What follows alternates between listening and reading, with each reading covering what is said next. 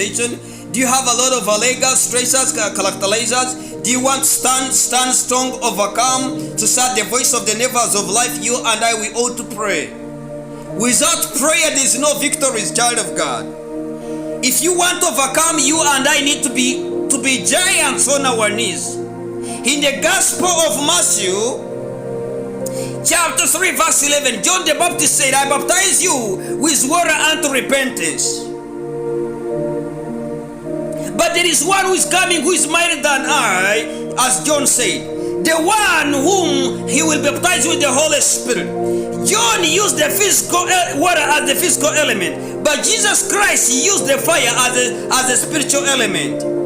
Until the fire of God falls upon you and I, then you will know that prayer has power. The book of 2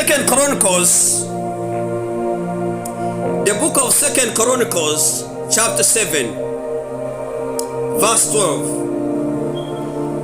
Then the Lord appeared to Solomon by night and said unto him, I have heard thy prayers, and I have chosen this place for myself as a house of sacrifice.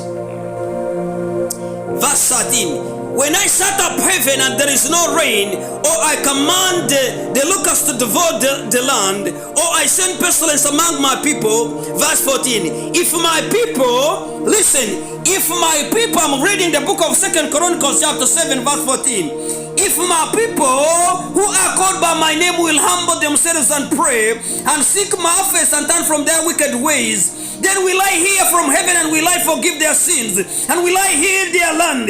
Now my eyes will be upon my child of God. I bless the name of the Lord for the quality of your time that you and I are coming for the presence of God to pray.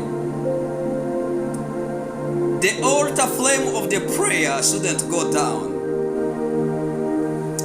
A scripture says that men ought to pray in order not to lose heart. Without prayer, there is no power to overcome what is aiming against you and I. Without prayer, in the name of Jesus Christ, there is no fire. Satan wants you and I to be cold. You rather talk about your issues instead of praying over them. Without prayer, there is no peace in your heart and in your mind. That's why I want you to come forth as we call upon the name of the Lord our God. Child of God.